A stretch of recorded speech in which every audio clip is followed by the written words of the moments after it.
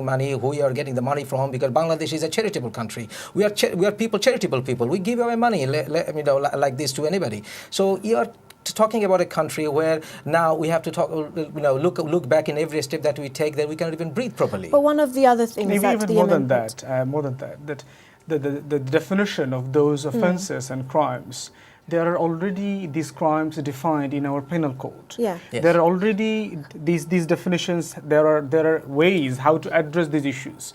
If these kind of offences happened in Bangladesh, how to deal with the matters through the judicial process. But one of the new things that perhaps wasn't dealt with before is the issue of the internet and evidence that can be gathered on the internet. Well, there are internet. already ICT Act already there. But we have to understand that it is connected with the Anti-Terrorism Act, where it is said that money laundering for terrorism activities can carry a punishment up to death penalty.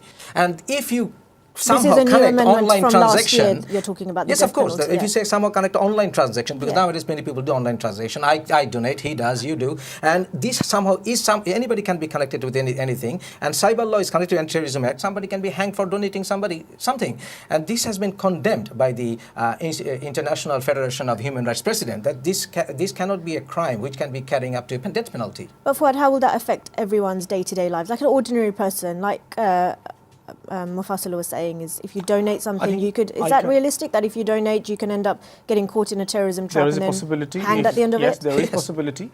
If you look back the history, that what happened in Turkey in 1910, 20, 30s. What I can see on the horizon is the Turkification of the third largest Muslim country in the world.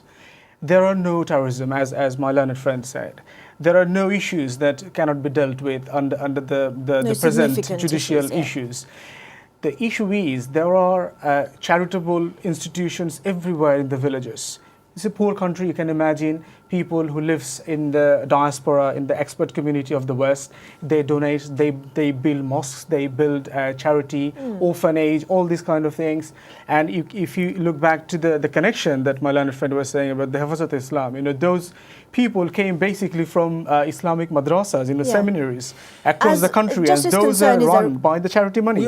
So they are basically trying to target the very fund that the Hifazat madrasas are run. So there is no further protest in the future against the government. We already have a Special Powers Act, which is already suffocating with it. But every government uses in every possible means to suppress the opponent. We have another anti-terrorism bill, and this will be used left and right, this black law again, to terrorize other people, because the very definition of what terrorism is, what does it ambit? Because every nation has a different definition of terrorism depending on a society. So what is terrorism itself? What does it come into? It's not defined into Bangladesh Anti-Terrorism Act. But you mind it by saying that if you want to broaden the definition of Terrorism Act, the state-sponsored terrorism, the word terrorism itself came from terrorisme in 1793 in France. So it was a state-sponsored terrorism. So if a government carries out shooting indiscriminately of civilians, even one person is killed, the government, head of the government, can be tried under terrorism. So Sheikh Hasina is possibly will be tried in future for terrorism herself. We shall see. But Fuad,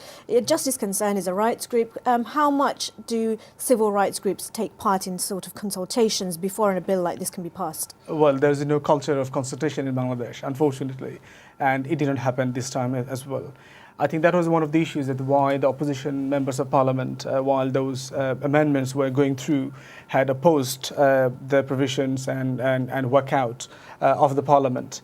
And this is one of the things that the human rights organization Odhikar in Bangladesh had criticized severely, that none of those organizations have been called in or even consulted.